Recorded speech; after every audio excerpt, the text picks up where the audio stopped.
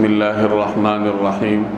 حضرت عبداللہ بن عمر رضی اللہ تعالی عنہما سے روایت ہے کہ نبی کریم صلی اللہ علیہ وسلم کا ارشاد ہے، جس کا مفہوم یہ ہے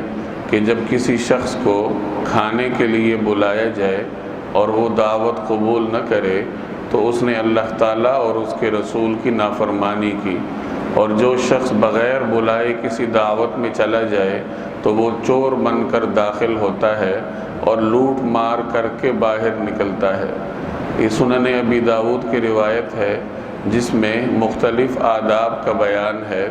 ایک ادب یہ بیان فرمایا گیا کہ جب کوئی مسلمان آپ کو دعوت دے، کھانے کے لیے بلائے، تو اس کی دعوت کو قبول کر کے اس کی دعوت میں شرکت کرنی چاہیے۔ اور دوسرا ادب یہ بیان فرمایا گیا کہ بغیر بلائے کسی دعوت میں شرکت کرنے سے گریز کرنا چاہیے،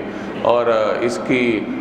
زجر اور توبیخ کے انداز میں اس کو یوں تعبیر فرمایا نبی کریم صلی اللہ علیہ وسلم نے کہ اگر کوئی بغیر بلائے کسی دعوت میں شریک ہوتا ہے تو وہ ایسا ہے جیسے چور بن کر داخل ہو اور ڈاکہ مار کے یا لوٹ مار کر کے باہر نکلے۔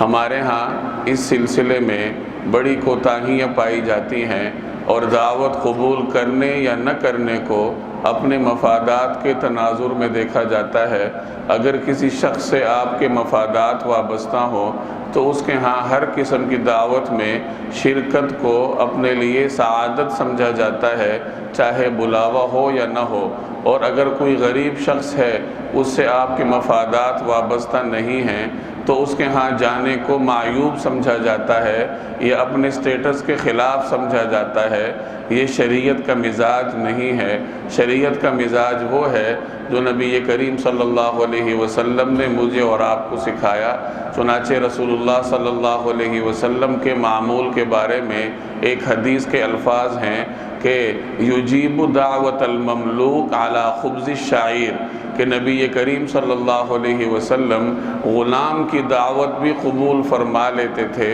چاہے وہ جو کی روٹی پر ہی کیوں نہ ہو۔ اگر کوئی غریب شخص، کوئی غلام جو آزاد بھی نہیں، کسی اور کی ملکیت میں ہے، وہ اگر نبی کریم صلی اللہ علیہ وسلم کو کسی معمولی کھانے کی دعوت پر بلاتا تو رسول اللہ صلی اللہ علیہ وسلم اس کی دعوت کو بھی قبول فرماتے۔ یہ شرعی مزاج ہے کہ ایک مسلمان کی دعوت میں جب جانا ہے تو اپنے مفادات کو سامنے نہ رکھیے، بلکہ اس کے حق کو سامنے رکھے کہ وہ میرا مسلمان بھائی ہے، اور اللہ تبارک و تعالی نے اس کا یہ حق میرے اوپر رکھا ہے کہ جب وہ مجھے بلائے تو میں جاؤں۔ تو اپنے ترجیحات کو درست کرنے کی ضرورت ہے، اور مفادات کے میل جول سے بہتر ہے کہ آدمی اللہ تبارک و تعالیٰ کے حق کی خاطر اور اجر اور ثواب کی امید کو لے کر ایک مسلمان کے ساتھ اپنے تعلقات کو پروان چڑھائے۔ اللہ جل جلالہ مجھے اور آپ کو عمل کرنے کی توفیق عطا فرمائے۔